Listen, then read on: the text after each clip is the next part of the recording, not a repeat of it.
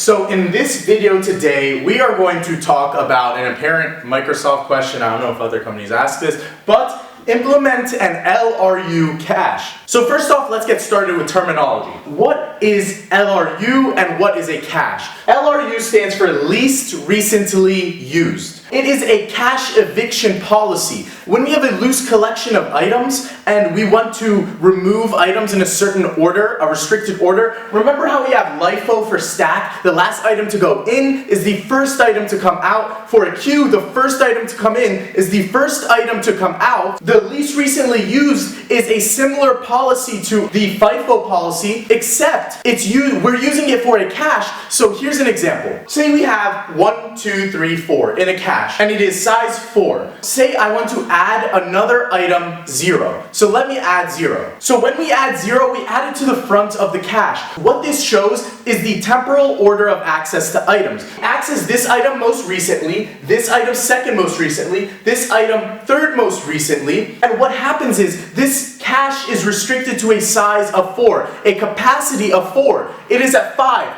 We need to evict an item. And what we understand is that our eviction policy is using the least recently used. What is the least recently used item? The least recently used item is 4. So what we do is we evict 4 from the cache. And so now this is our new cache. This is our new order of items. And now let's access item number 2 and see what happens. So what happens when we access 2 is that it moves to the front of our cache. It is the most accessed item. So what you notice is when we access an item, it moves to the front of the list. When we go over in size, we need to remove an item. We remove the least recently used. Where will that item be? It's going to be at the tail of our list, the end of our list. And the verbiage I'm using is starting to hint to you the kind of data structures we'll use. We'll get into that soon. What is a cache? You probably are familiar with this if you already are watching this. A cache is just something that stores computations so that lookup later can be served very quickly.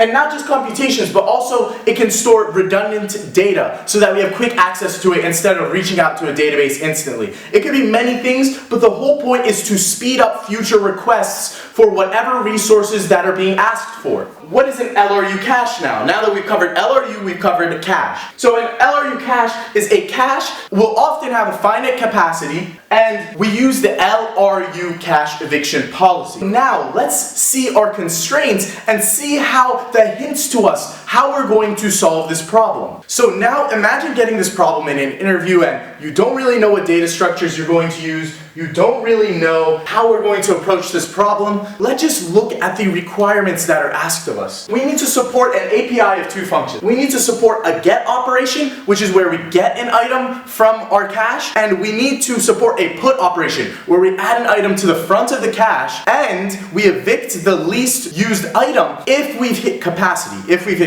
And we're going to use the LRU eviction policy if we go over capacity. We're going to remove the least used item. Keep in mind, we're going to need to know where that item is. We need fast access to it. We need to be able to get an item in constant time, and we need to put an item in constant time. These are our constraints for time complexity. For space complexity, we can go heavy with it, and you'll see that this is kind of a space-heavy approach with O of n space. Here are the 2 things we need. We need fast lookups and we need fast removals. And if you've taken a data structures class, if you've done any study on this, you might be getting a light bulb in your head right now when we reduce it to these constraints. We know we need these things from this structure we're being asked to build. So fast lookups, what data structure could help us with that? I think a straight thing my brain goes to is a hash table. Whenever we're trying to do fast lookups, hash tables will allow us to use a set of keys where we can hash them and have fast lookups based on those keys and our hash function that we define. We want fast lookups hash table. Okay, but there's another problem. How are we going to know where the least recently used item is, the last item, and how are we going to remove items quickly? How are we going to do that? Maybe we could use a binary search tree that has O of H search time. Maybe we could use some other structure like an array. So just start thinking through data structures in your head. Another thing that comes fast to my mind when I think of fast removals, I think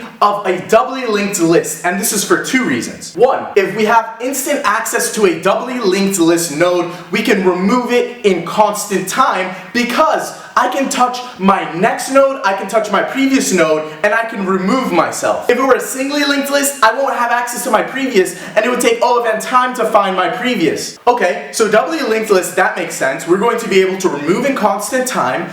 And another thing is, we're going to be able to prevent ourselves from having to resize an array. If we used a linear structure like an array for this, if we remove an item, we need to shift all the elements over. With a linked list, it's just an abstraction of pointers, and we don't need to shift items, so it prevents us from doing linear work during resizing, because we don't need to resize a linked list. It's an abstraction of pointers between objects. Doubly linked list looks very good for this problem, and a hash table looks very good for this problem. And what you'll notice is, this is a very key pattern. Backing up a special data structure with the properties that we want, backing it up with a hash table for fast access into that special property data structure. So say we use a binary search tree, but we don't want to spend all of each time searching, we can back it up with a hash table. So always keep this in mind, that a hash table is very nice for fast lookups on a special property data structure. Our special data structure here is our doubly linked list, and our hash table is our fast lookup thing that backs us up. So now let's look at the approach we're going to take. Alright, so what we're going to do is we're going to use a doubly linked list backed by a hash table. We're going to run through a list of actions. Whenever we choose a node, understand that a hash table is backing that fast lookup. If we didn't have the hash table, we would potentially do O of n operations to find an item,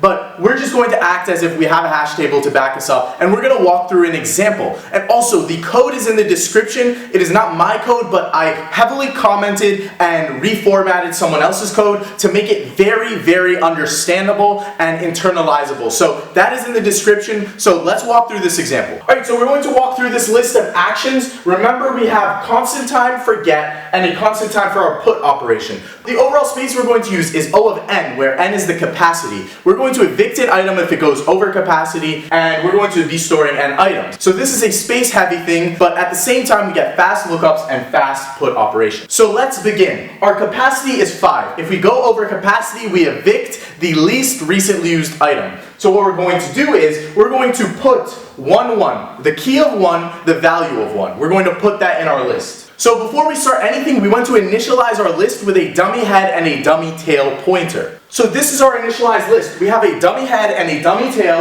Our capacity is 5, our size is 0 right now. What we're going to do is we're going to put the key of 1 and the value of 1. So we're going to put that into the list. Okay, so now we have inserted 1 into the list. And now our next command is put 2, 3. So let's insert 2, 3 into the list. Okay, and now we have inserted 2, 3. So notice when we insert an item, it goes to the front of the cache. It is the most recently added or accessed item, which is at the front. And you notice the items that haven't been touched will slowly float towards the back, and they're eventually going to be evicted. We have these two items, so now let's add 3, 4.